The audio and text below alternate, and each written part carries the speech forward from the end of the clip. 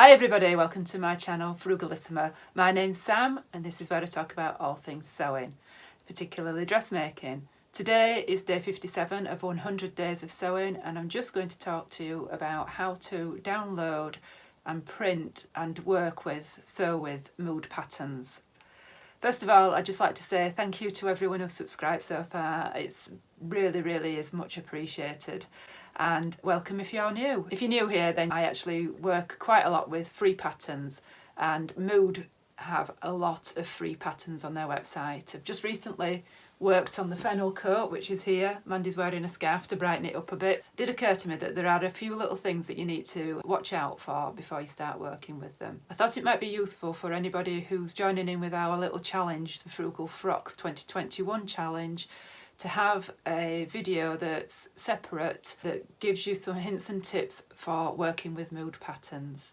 So first of all, if this is a sort of video that you like, please remember to like and subscribe and leave me any comments below. I do love talking to people below, and then we'll get onto the video. So yes, Mood have got lots and lots of free patterns on their website, and in terms of instant gratification, for example, you can actually go onto the website, download a pattern, have it printed off, cut out your pattern pieces and have something sewn in the same day. You're not having to go to the shops to buy something or wait for the post to send you something. They have a range of designs which I feel sort of cover young people and older people as well. I'm 53 for anybody who's interested, and there's certainly things on there that I'm interested in sewing, and there are certainly things on there that I wouldn't sew because they feel either too revealing or probably just wouldn't fit in with my lifestyle. That being said, I do feel that they've got quite a modern feel to them, but they've got lots of basic wear on there as well.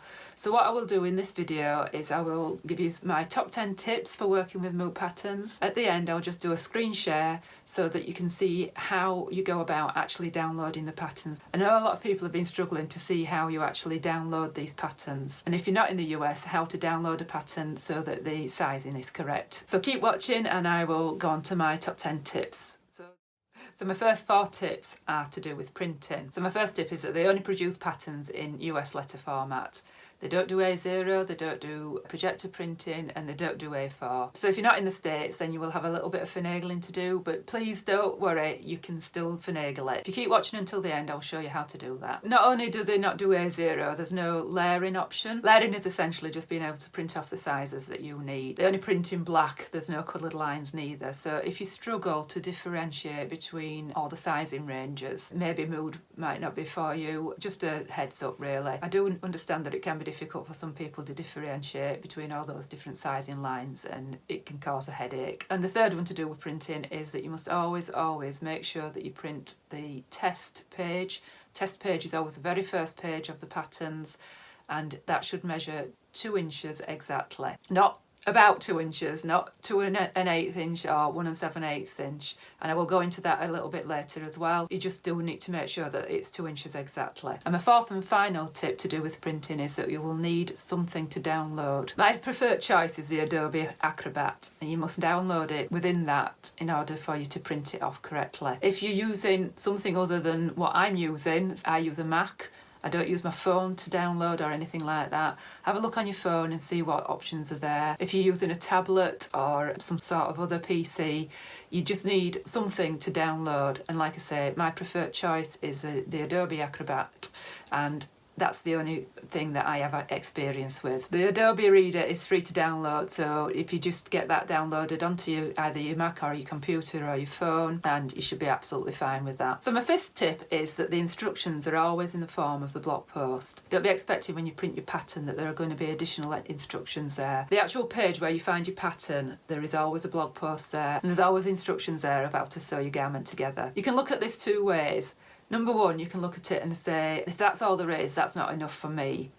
And number 2 is you can actually see how the instructions work. They do not hold your hand, but within the Mood website there are lots and lots of hints and tips for sewing techniques. So if there's anything within that blog post that you're not sure of how to do, my best advice is to have a look within the Mood website, see if you can find that technique covered, and if not, YouTube has got thousands and thousands of techniques. But the beauty of it is that you can actually read that blog post before you actually download anything and waste any money. When you buy a pattern, You can't do that. You don't find out how instructions are written until you've actually bought that pattern and you download it and you read it. So I actually think it's an advantage, but not everybody might do. And if you're used to other independent pattern designers that hold your hand, then these don't actually hold your hand. You might need additional information depending on where you are with your sewing journey, shall we say. And number 6 is there is actually additional information on the pattern that you will need to look out for. When I sewed this fennel coat, there's an instruction for the front piece on that fennel coat that told me to cut one piece wider than the other. I do feel that they should be actually putting that within their blog post and giving you a heads up. Obviously, I've not sewn every pattern within Mood, so I don't know whether this is on every pattern, but it is just something that you need to take note of and have a look out for. Tip number 7 is that the seam allowances are always 1/2 inch. A lot of us are used to 5/8 of an inch, and some of us are used to 3/8 of an inch or a centimetre. They are always 1/2 inch on Mood patterns, and it does say that on all their blog posts. Tip number 8, or a heads up number 8 if you like, is that there are no finished garment sizes on their blog post. So you need to measure yourself properly. Don't just go in at a size 12 if you're ready to wear size 12. You need to make sure that you've taken your own measurements, and you need to maybe do a toile. That's always my advice anyway. If you've never sewn with a pattern company before, always make a toile. There are many advantages to making a toile. You can check for fit, you can check for techniques, so that any mistakes that you're making on your toile, and you can check whether the style actually suits you as well. I have got a complete video about that, to toile or not to toile, as part of the 100 Days of Sewing series, and I will link that at the end for you. My 9th tip is that you can actually filter on the Mood website. If you're looking for a dress, for example, if you're wanting to join in with our Frugal Frocks challenge, you can actually filter down on what you're looking for, so you don't have to go through pages and pages of different blog posts. So I thought that was a useful little thing to know. And my 10th and final tip is that you can only download 3 patterns per day from the Mood website. If you try to do more, I think they will block your email account. A little way around that is to either wait a day, because it is just a daily limit.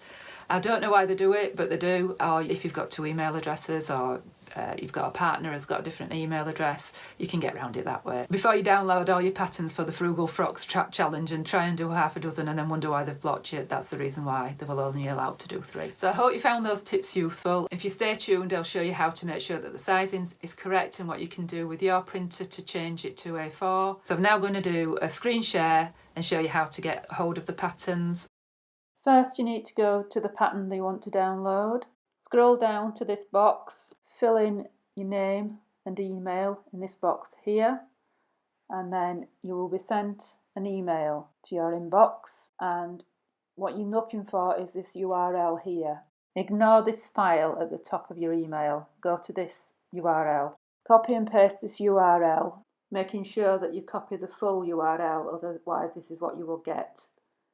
Go back and copy the full URL and then paste it into your address bar at the top here, and then you will be sent this little box here to click on, which will immediately download your file into your downloads, wherever that may be, and then you will be able to open your PDF like this. And I would advise saving it to wherever you want to save it, just so that it's easier to find and easier to download and print. And that's it. So I'm just going to show you now the difference between an A4 piece of paper and a US letter size piece of paper. So your US letter size is 8.5 inches by 11 inches, and A4 is 8.3 by 11.7.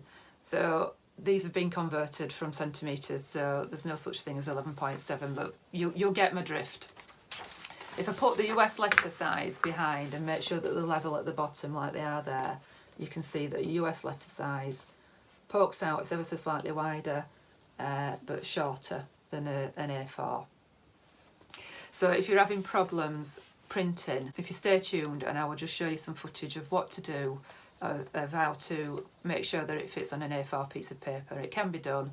It's not impossible. It's just a bit of finagling. So you just need to go to your print icon and open the print box, and you'll see here that it's defaulted away from 100%. Make sure it's at 100%.